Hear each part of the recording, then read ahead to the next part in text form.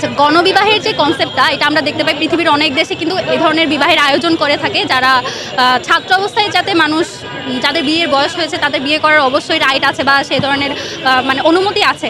তো আমাদের দেশে কালচারালি আমরা এটার সাথে পরিচিত না বা আমরা সেভাবে দেখি না বলে আমরা হয়তো একটা কালচারাল শখের মধ্য দিয়ে যাচ্ছি।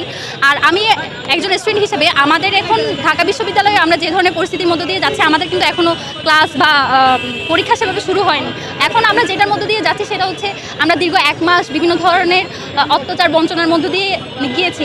আমি জানি মানে বাংলাদেশের প্রত্যেকটা সেক্টরের প্রত্যেকটা জনসাধারণের অংশগ্রহণ ছিল এই গণঅভ্যুত্থানে, কিন্তু সবার আগে আঘাতটা কিন্তু ঢাকা বিশ্ববিদ্যালয়ের শিক্ষার্থীদের কাছে এসেছিল।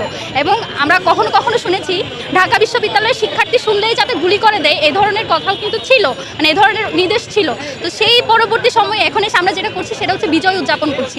এই বিজয় উদযাপনের মানে একটা দিক হিসেবে আমরা অনেক কিছুই করছি, শুধুমাত্র গণবিবাহের কনসেপ্টটা সামনে আসছে এমন না। আমাদের যেসব দিক দিয়ে কালচারালি আমাদেরকে যেসব ডোমিনেশনের বা ডিসক্রিমিনেশনের শিকার হতে হয়েছিল, যেমন অনেকে গরুর মাংস খাওয়া, অনেক হলের মধ্যে ছিল মানে রেস্ট্রিকশন ছিল, আবার হচ্ছে কাওয়ালি সঙ্গীতের উপর একটা হামলা ছিল, কালচারালের এরকম অনেকগুলো ডিসক্রিমিনেশন কিন্তু আমরা ফেস করছি। সেই ডিসক্রিমিনেশনগুলোকে আমরা হচ্ছে এখন যে ছুঁড়ে ফেলে দিতে পেরেছি সেটার উদযাপন কিন্তু এখন ঢাকা বিশ্ববিদ্যালয়ে চলছে। এবং এখান থেকে একটা কনসেপ্ট এলো যে আমরা গণবিবাহের আয়োজন করতে পারি নিজের খরচে যদি কেউ করতে চায়। তো এটা তো আর মানে রেস্ট্রিক্টেড কিছু না বা এটা প্রোহিবিটেড কিছু না যে এটা করলে আমরা কাউকে বাধা দিতে পারি। তো এখন ঢাকা বিশ্ববিদ্যালয় কিন্তু এখনও সেটা কর্তৃপক্ষ সেটার অনুমোদন দেয়নি, হবে কি হবে না সেটা এখনও মানে এখনও প্রস্তাবনার মধ্যেই আছে, এখনই সেটা নিয়ে। দেখুন, একটা বিষয় যখন প্রস্তাবনা আসছে সেটা কর্তৃপক্ষ কতটুক ভালো হবে কতটুক খারাপ হবে সেই অনুযায়ী রিসার্চ করে সেইটা হচ্ছে বিশ্লেষণ করেই কিন্তু একটা সিদ্ধান্ত নিবে।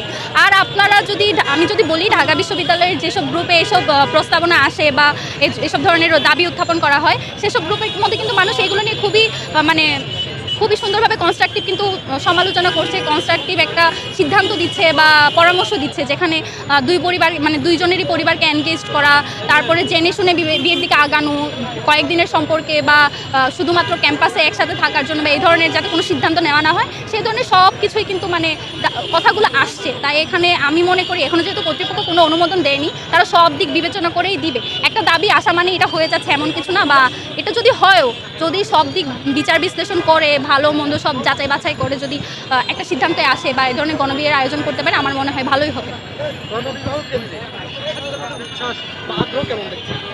আমাদের তো মানে ঢাকা বিশ্ববিদ্যালয়ের যারা আছে তারা তো মোটামুটি সবার মধ্যে এক ধরনের আনন্দ উদযাপন বা হাসি ঠাট্টা মজা সব কিছুই হচ্ছে, ভালোভাবেই দেখছি। কোনো এই ধরনের আমরা একটা দীর্ঘ সময় যে ট্রমার মধ্যে দিয়ে আমরা গেছি, যে ধরনের অপারেশন বা যে ধরনের আমরা হচ্ছে ডিসক্রিমিনেশনের শিকার হয়েছি, আমরা মেন্টালি অনেক বেশি স্ট্রেস ছিলাম। এখন গণভোজ বলেন গণবিবাহ বলেন এসবকে কেন্দ্র করে যদি মানুষ একটু আনন্দ উদযাপন করতে পারে এটার মধ্যে আমি মানে আসলে খারাপ কিছু দেখিনি।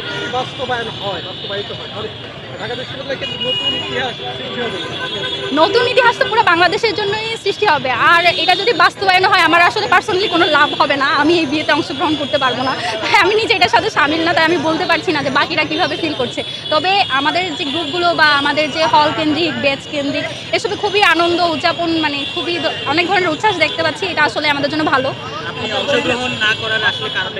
না না, আমি এখানে বলা হয়েছে পাত্রপাত্রী দুজনেই ঢাবিয়ান হতে হবে, তো আমার আসলে এরকম মানে আমার পাত্র ঢাবিয়ান না, সেই জন্য আমি আসলে পারবো। হ্যাঁ, পারবো।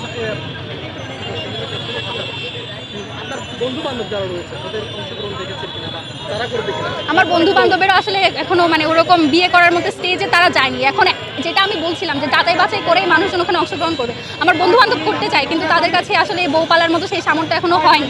তো যাদের মনে করেন যারা মাস্টার শেষ করেছে বা যাদের সেই সামর্থ্য আছে বা যাদের সেই ইচ্ছা আছে তারা চাইলেই অংশগ্রহণ করতে পারে, এবং এটা খুবই পজিটিভলি দেখছি আমি। আর যদি ঢাবিতে শুরু হয় আমার মনে হয় বাংলাদেশের বিভিন্ন বিশ্ববিদ্যালয়েও এর হিড়িক পড়বে।